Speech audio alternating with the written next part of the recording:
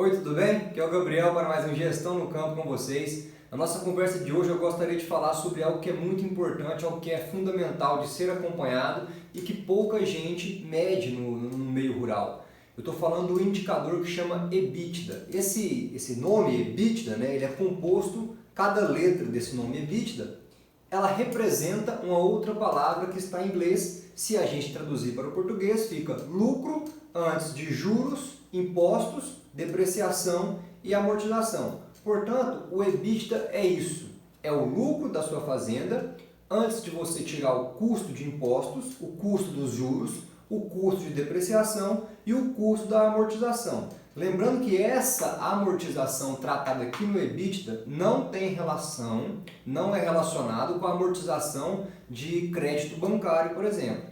Essa amortização que o EBITDA faz referência, ela é como se fosse uma depreciação de ativos intangíveis.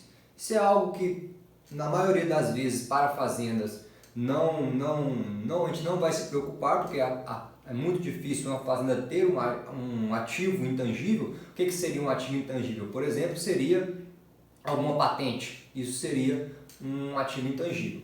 E a depreciação dessa patente, ela é tratada como uma amortização. No nosso caso aqui de fazendas, a gente pode, de certa forma,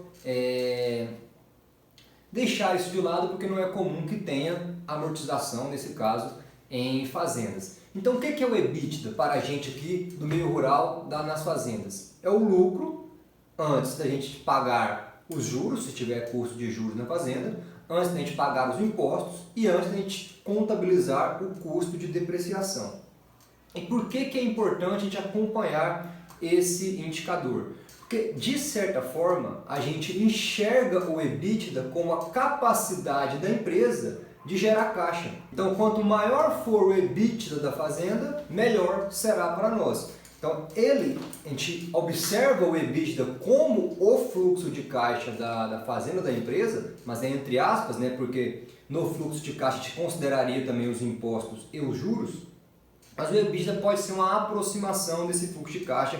O EBITDA mostra a força da empresa, no nosso caso aqui a força da fazenda, de gerar um fluxo de caixa. E por isso a sua importância. Outra importância, talvez peso a favor do EBITDA que a gente deva acompanhar esse indicador, é que como ele tira juros, tira impostos, tira custo de depreciação, de certa maneira a gente entende isso, que ele está tirando algumas especificidades da empresa em questão.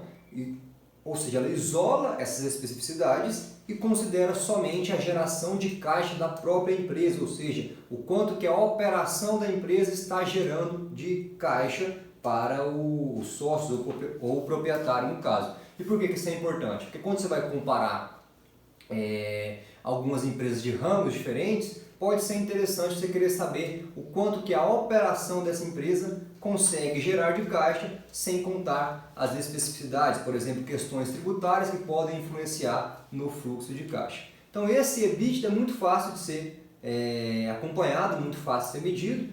Basta que você calcule tudo que a fazenda faturou, tire todos os custos que você teve com a fazenda, todas as despesas da fazenda, menos juros, menos impostos e menos o custo de depreciação. E caso por alguma aventura tenha o custo de amortização, conforme a gente falou no início, você tira também esse custo de amortização. E aí você vai chegar no EBITDA, ou seja, no lucro antes de pagar custo de juros, se tiver, antes de pagar imposto e antes de pagar o custo de depreciação e antes de pagar o custo dessa amortização, se houver também.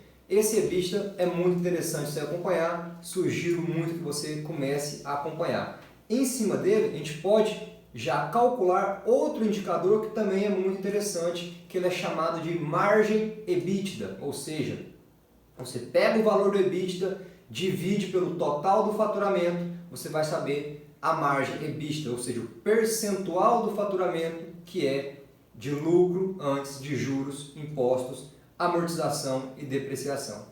Por hoje é só. Se tiver alguma dúvida, alguma sugestão, ou mesmo algum comentário para fazer, fique à vontade por nos enviar por e-mail e deixar no comentário aqui abaixo. Um grande abraço!